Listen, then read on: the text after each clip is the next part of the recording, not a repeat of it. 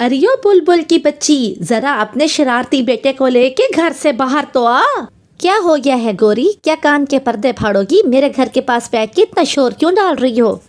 तेरे इस शैतान बेटे ने आज मेरे बेटे को जग्गू को बहुत मारा है। बर्फ के गोले बना बना के उसके सिर में मारे हैं। अरे ओ शैतान, अगर आइंदा के बाद मेरे बेटे को तूने मारा तो यहीं बर्फ में ही गाड़ दूंगी तुझे। हे देखो तो ये मेरे बेटे को बर्फ में गाड़ेगी। आओ दोस्तों देखो, खुद तो झूठी है ही, बेटे को भी झूठा बना रही है। तू मेरे बेटे को बर्फ में गाड़ेगी तो मैं यहाँ बैठ के क्या तमाशा देखती रहूंगी? तेरे बेटे ने झगड़ा शुरू किया था, जैसी तू है वैसा ही तेरा बेटा है। गोरी और बुलबुल का झगड़ा देख के बाकी के पक्षी भी वहाँ इकट्ठे हो जाते हैं। क्यों रे जग्गू, क्या ये सच कह रही है बुलबुल? क्या झगड़ा तूने शुरू किया था? नहीं नहीं माँ, ये झूठ बोल रहे हैं। मैं तो आराम से बैठा हुआ था, इसी पुन्नू ने ही आके मेरे साथ झगड़ा शुरू किया था। सुन लिया बुलबुल की बच्ची और पुन्नू, तूने सुन लिया? मेरे बेटे ने कोई झगड़ा शुरू नहीं किया था, तूने ही झगड़ा शुरू किया है। नहीं आंटी, जग्गू झूठ बोल रहा है। मैं तो आराम से बैठ के खेल रहा था और इसने आके मेरे सिर में बड़े बड़े बर्फ के गोले डालना शुरू कर दिए। आप मेरे सिर पे देख लें, इतना मोटे मोटे से गोले बन चुके हैं। इसने ही मुझे मारना शुरू किया और फिर जवाब में मैंने भी इसको मारा। अरे अरे शांत हो जाओ गोरी और बुलबुल, तुम दोनों शांत हो जाओ। ये झगड़ा मैं अपनी आंखों से खिड़की में बैठ के देख रही थी। इससे पहले कि मैं घर से बाहर आती ये दोनों अपने अपने घर चले गए। पुन्नू ठीक कह रहा है, जग्गू ने ही झगड़ा शुरू किया था। उसने बड़े बड़े गोले बना के पुन्नू के सिर में मारे।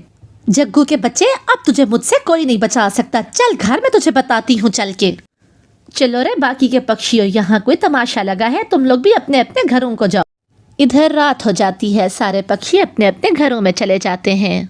माँ, ये सर्दियाँ कितनी अच्छी होती हैं। अपनी अपनी रजाई पहन के सोए रहो अपने नरम नरम बिस्तरों में और गरम गरम बिस्तरों में, और साथ में चाय पकौड़ों का मज़ा ही अलग है। हाँ बेटा, तभी तो हम लोग अपना सुंदरवन जंगल छोड़ के पहाड़ों में रहने आ जाते हैं। सर्दियों में सर्दियों का मज़ा अलग ही होता है। सुबह हो जाती है, सभी पक्षी अपने अपने घरों के आगे इकट्ठे होते हैं। दोस्तों, इस मौसम में यहाँ भोजन ढूंढना बहुत मुश्किल है। हम सबको इकट्ठे ही भोजन की खोज करनी होगी। मुझे सबसे ज्यादा बोर और बुरा काम यही भोजन की खोज करना ही लगता है। रानो, तुम बिल्कुल ठीक कह रही हो, हमें वक्त ना गंवाते हुए जाके भोजन की खोज करनी चाहिए। अरे अरे मीनो, ये तो तैयार हो गए तुझे ले जाने को। ऐसा करती हूँ, कोई ना कोई बहाना करती हूँ। अरे अरे मेरे पैर बहुत दुख रहे हैं, कब से मेरे पैरों में दर्द है। ये तो एक बहाना है मीनो मौसी, क्योंकि अभी थोड़ी देर पहले तो तुम कह रही थी कि मेरा बर्फ में खेलने का बहुत दिल कर रहा है। अरे गोरी की बच्ची, एक लगाऊंगी तेरे मुंह वाले। दर्द है तो कह रही हूँ, झूठ थोड़ी ना बोल रही हूँ। नहीं नहीं मीनो मौसी, तुम तो बुरा ही मान गई। मैं तो ऐसे ही कह रही थी, तुम फिक्र ना करो, आराम करो, हम सब मिलकर तुम्हारा भोजन भी लेके आएंगे। बस फिर मीनो मौसी को छोड़ के सभी पक्षी वहाँ से भोजन की खोज को उड़ जाते हैं। अरे अरे मजे आए, मैं तो कूदूंगी, गाऊंगी, नाचूंगी।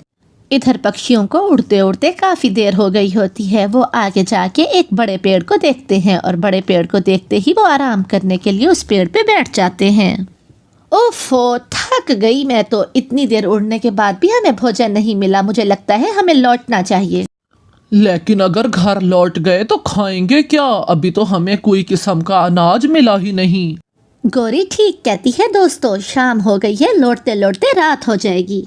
हाँ चलो, अब हम सब घर को चलते हैं। फिर वो सारे पक्षी उड़ के वहाँ से वापस घर आ जाते हैं। अगली सुबह वो फिर से इकट्ठे होते हैं। दोस्तों, यहाँ तो अनाज मिलता ही नहीं। मैं तो कहती हूँ हमें वापस सुंदरवन जंगल ही लौट जाना चाहिए। क्यों ना हम थोड़ा दूर जाके खोज करके देखें। यहाँ करीब में कुछ नहीं मिलता तो क्या पता दूर से कुछ मिल जाए। मीनो मौसी की बात बिल्कुल ठीक है। चलो दोस्तों, अब कुछ दूर जाके देखते हैं। फिर वो सभी पक्षी फिर से वहाँ से उड़ते हैं। इस बार वो बहुत दूर जाते हैं। उड़ते उड़ते वो जंगल से काफ़ी आगे चले जाते हैं, लेकिन आगे जाके भी उन्हें कहीं से अनाज नहीं मिलता। आखिरकार थक हार के वो फिर से एक पेड़ पे बैठ जाते हैं। लगता है हमारे नसीब में यहाँ का अनाज है ही नहीं। चलो दोस्तों चलते हैं। इतनी देर में कालू की नज़र दूर एक घर पे पड़ती है जहाँ पे आग जल रही होती है। अरे दोस्तों, वो देखो, वहाँ कुछ है, वहाँ कोई घर है। चलो हम उधर चलते हैं। समय ना गंवाते हुए वो सभी दोस्त वहाँ चले जाते हैं। वहाँ एक बहुत सुंदर सा इग्लू का घर होता है और उसके बाहर एक बूढ़ी माँ जी बैठी होती है। वो सभी वहाँ जाके बैठ जाते हैं। अरे बच्चों, तुम लोग इस समय यहाँ क्या करने आए हो? कोई समस्या है? फिर कालू और गौरी बूढ़ी माँ जी को सारी बात बताते हैं। अच्छा, मैं समझ गई। तुम लोग बाहर क्यों बैठे हो? आओ अंदर आ जाओ तुम सब। फिर वो सब अंदर आ जाते हैं। अरे वाह वाह वाह माँ जी, ये तो बहुत बड़ा घर है। क्या इतने बड़े घर में आप अकेली रहती हैं? हाँ बेटा, मैं इस घर में अकेली रहती हूँ। ऊपर वाले ने किसी तरह की कमी तो नहीं दी, लेकिन मेरे घर वाले, मेरा पूरे का पूरा परिवार एक बाढ़ में बह गया था। ओहो माँ जी, बहुत दुख हुआ, हमें बहुत दुख हुआ आपकी ये कहानी सुन के। बस बेटा, क्या किया जा सकता है। चलो मेरी छोड़ो, तुम सब ऐसा करो, दूसरे कमरे में आराम करो। मैं तुम्हारे लिए थाली लगाती हूँ। तुम सब बहुत थके हुए लग रहे हो। ऐसा करो, खाना खाने के बाद आज यहीं सो जाओ। रात भी बहुत हो गई है। तुम लोग कल अपने घर को चले जाना। ये लो, गरम गरम खाना खा लो। तुम लोग ऐसा करो, खाना खा के यहीं सो जाओ। सभी पक्षी खाना खा के सो चुके होते हैं, लेकिन मिठू तोते को तो नींद ही नहीं आ रही थी। मिठू तोता दूसरे कमरे में जाके देखता है तो उसके होश ही उड़ जाते हैं। हा, अब ये लोग मेरे बंदी बन के रहेंगे। मैं इनको अपनी तलिस्माती पिंजरे में बंद कर दूंगा। हो और फिर मैं हमेशा के लिए अमर हो जाऊंगा। हो। वो बूढ़ी चिड़िया नहीं बल्कि एक विशाल जिन होता है। मिठू तोता फौरन ही जाता है और अपने साथियों को जगाता है। बस फिर देर ना करते हुए सारे पक्षी वहां से तेजी से उड़ जाते हैं और वो तो इतना तेज उड़ते हैं कि वो पीछे मुड़ के भी नहीं देखते और दौड़े दौड़े अपने घरों को लौट आते हैं। इस तरह उनकी जान बचती है। सुंदर वन जंगल में सूरज आग के गोले बरसा रहा था। वहीं एक पुराने बरगद के पेड़ के नीचे रानो चिड़िया पसीने में लथपथ होकर घास के तिनकों के साथ कुश्ती लड़ रही थी। वो अपनी छोटी चोंच से घास के तिनकों को बड़ी नजाकत से बुन रही थी। ये साधारण घास की टहनियाँ बहुत जल्दी सूख जाती हैं। काश मैं कोई ऐसा तरीका ढूंढ पाती जिससे ये तिनके धूप में भी ठंडे रहते। अगर मैं इस नीम की टहनी को दाएं ओर लगाऊं तो हवा और भी ठंडी हो जाएगी। तभी कालू कौवा उड़ता हुआ आया और हाँफते हुए अरे ओ रानो, मेरी छतरी भी अब काम नहीं कर रही। क्या मेरा एसी तैयार है?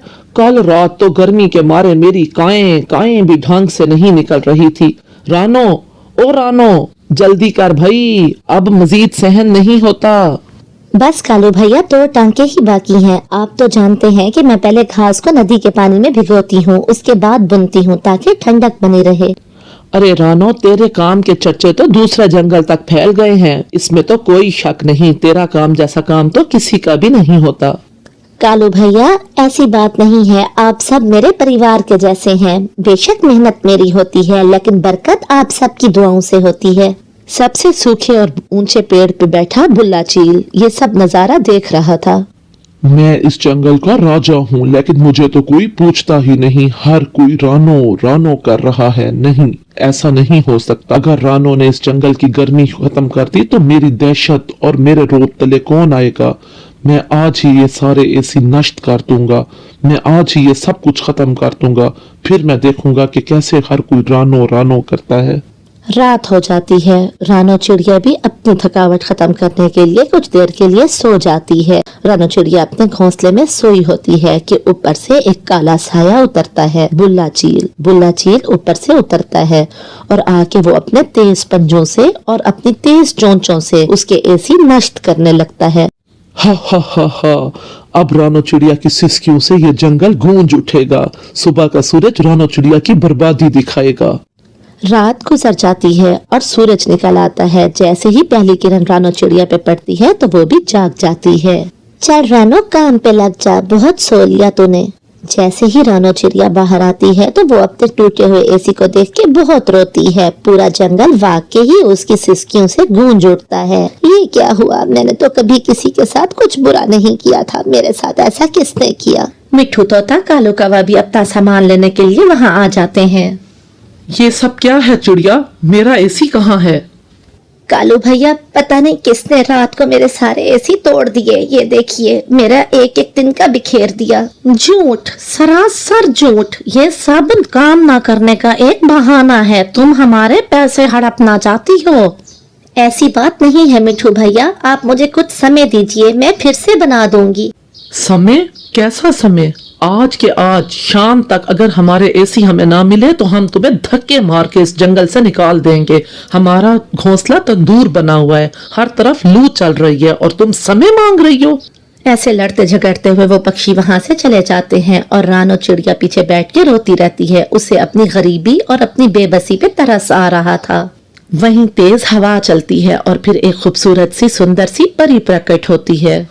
रो मत चिड़िया, तुम्हारे आंसू हीरे के जैसे कीमती हैं। आप कौन हैं दीदी? क्या आप जानती हैं कि मैं बेकसूर हूँ? हाँ, मैं सब जानती हूँ। मैंने बुल्ला की बदमाशी भी देखी और बाकी के पक्षियों का दिल भी देख लिया। तुम बिल्कुल मत रो, मैं तुम्हें जादुई घास देती हूँ। ये लो, ये तिलिस्माती घास है। इसमें मेरी अपनी शक्तियाँ हैं। जैसे ही तुम ये टूटे हुए पड़खच्चों पर लगाओगी, अपना आप बहुत से एसी बन के तैयार हो जाएंगे। और वो एसी ना सिर्फ ठंडी हवा देंगे बल्कि बहुत खूबसूरत सी धुन में गाने भी सुनाएंगे। परी दीदी, आपका बहुत बहुत धन्यवाद। आप ना होती तो न जाने मैं क्या करती।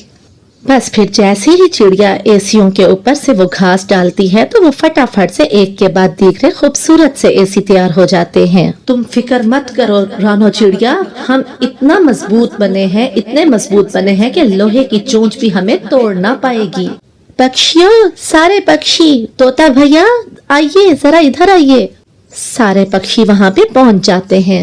जैसे ही वो करीब पहुंचते हैं, उन्हें एसी में से निकलने वाली ठंडी हवा चंदन बन के महसूस होती है और बर्फीली हवाओं की तरह से लगती है। अरे वाह, ये तो पहले वाले से भी 1000 गुना बेहतर बने हैं।